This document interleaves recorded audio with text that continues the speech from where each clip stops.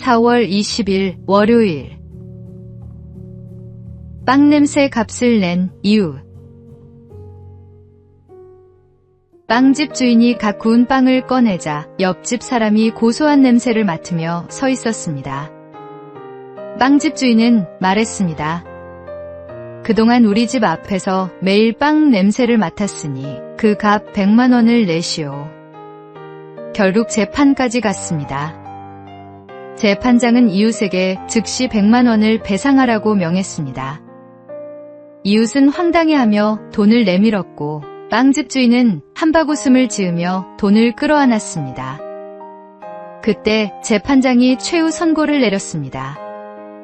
이웃은 냄새만 맡았을 뿐 빵을 가져간 것이 아니요. 마찬가지로 빵집 주인도 돈을 만지며 기쁨을 누렸으니 이제 돌려주시오.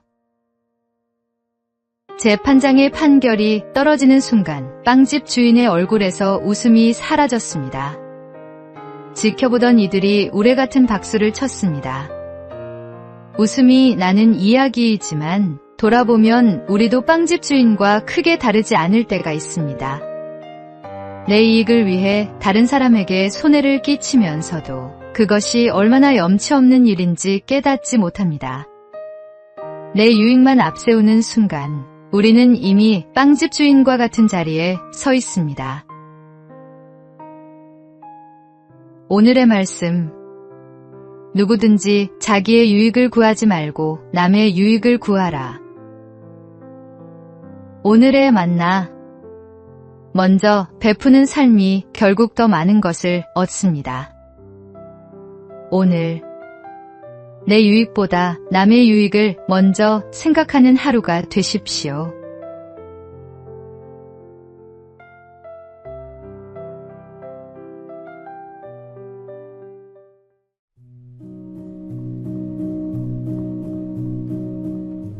(4월 21일) 화요일. 잘못된 방법.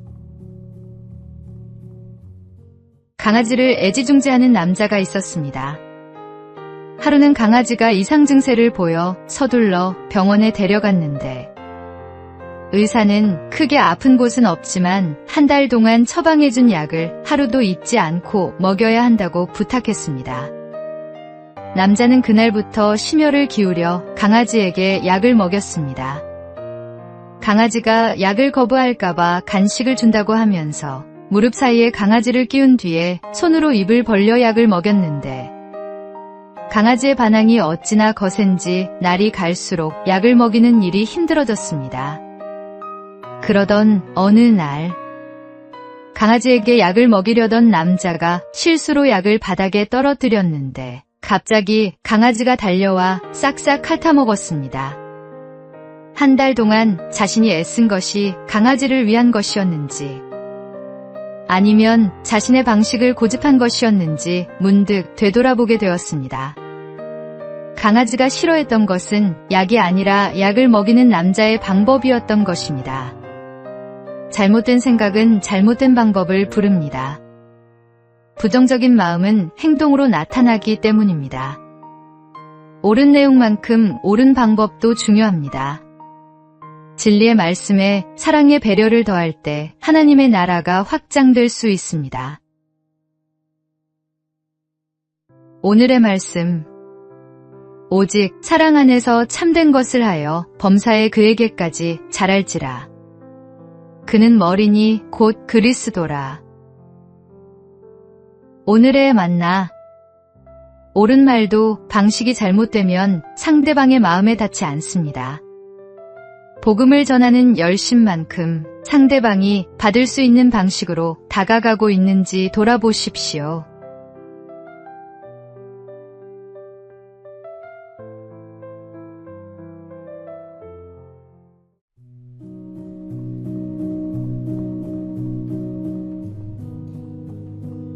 (4월 22일) 수요일. 조건보다 사람. 한 법원에서 흥미로운 판결이 있었습니다.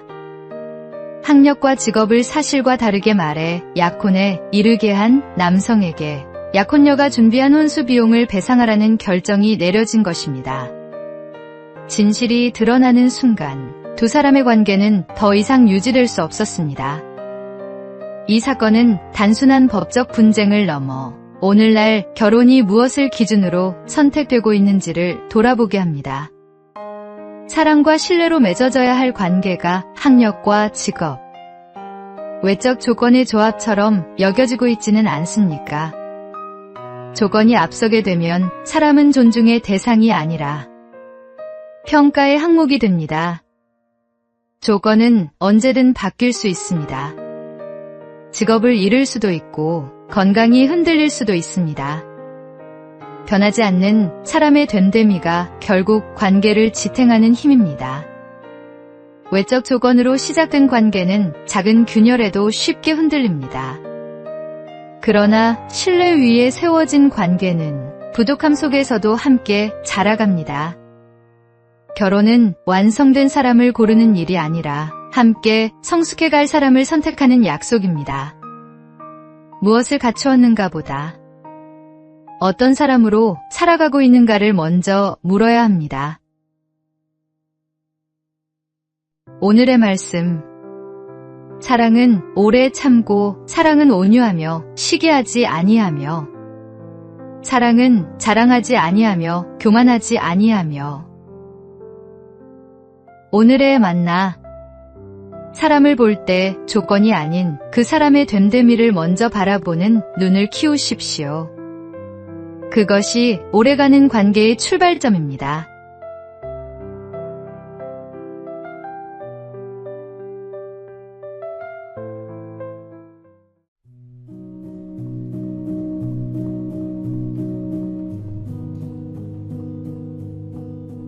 (4월 23일) 목요일. 고통을 지나는 법.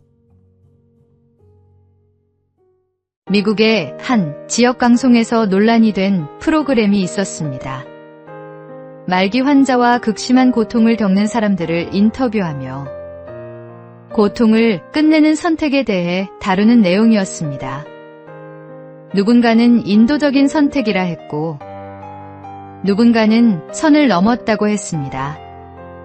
그 논쟁 가운데 남은 질문은 이것이었습니다.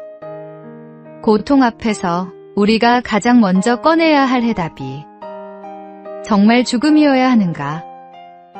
만약 겪는 아픔마다 더는 견딜 필요 없다는 처방이 내려진다면 삶은 얼마나 쉽게 포기되는 것이 될까요? 고통이 깊을수록 빠져나가고 싶은 마음도 커집니다. 그러나 그 자리를 버티며 지나온 사람들은 말합니다. 가장 어두웠던 그 시간이 결국 자신을 가장 단단하게 만들었다고. 고통은 분명 괴롭습니다. 그러나 성경은 고통 너머의 의미가 있다고 말합니다. 우리를 무너뜨리기 위해서가 아니라 붙들고 견디게 하기 위해 허락된 시간이라는 것입니다. 오늘의 기도는 이것이면 충분합니다. 고통을 즉시 없애달라는 기도보다 그 고통을 지나가게 할 인내와 생명을 사랑하는 마음을 달라고 구하는 것입니다. 생명은 버릴 수 있는 선택지가 아니라 끝까지 지켜야 할 선물입니다. 오늘의 말씀. 우리가 사방으로 우겨쌈을 당하여도 쌓이지 아니하며 답답한 일을 당하여도 낙심하지 아니하며 오늘의 만나. 지금 힘들고 아프더라도 포기하지 마십시오. 고통을 이겨내는 힘을 달라고 오늘 하나님께 기도하십시오.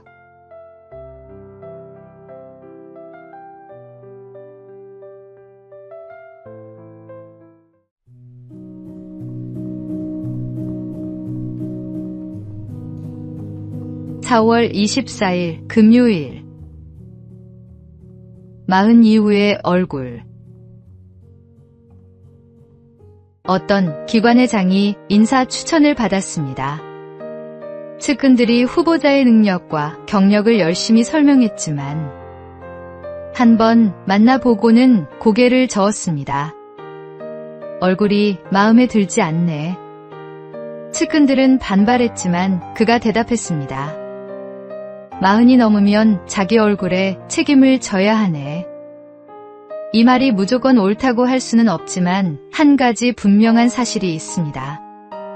사람의 얼굴에는 그가 살아온 삶이 담긴다는 것입니다.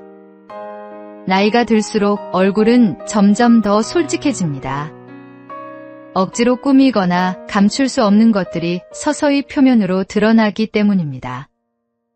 오랜 세월 감사하며 살아온 사람의 얼굴에는 자연스러운 온기가 있고 불평과 원망 속에 지낸 사람의 표정에는 그 흔적이 남습니다. 값비싼 화장품으로 피부를 가꿀 수 있어도 마음에서 우러나는 빛까지 만들어낼 수는 없습니다. 성경은 거치장이 아닌 마음에 숨은 사람을 가꾸라고 말씀합니다. 온유함과 감사, 사랑이 담긴 신령이야말로 세월이 지나도 빛바래지 않는 참된 아름다움입니다. 지금 거울 앞에 선 내 얼굴은 그동안 품어온 마음의 결과입니다. 오늘의 말씀. 오직 마음에 숨은 사람을 온유하고 안정한 심령이 썩지 아니할 것으로 하라. 이는 하나님 앞에 값진 것이니라. 오늘의 만나. 오늘부터 외모보다 마음을 먼저 가꾸십시오. 하나님이 기뻐하시는 아름다움은 안에서부터 빛나는 것입니다.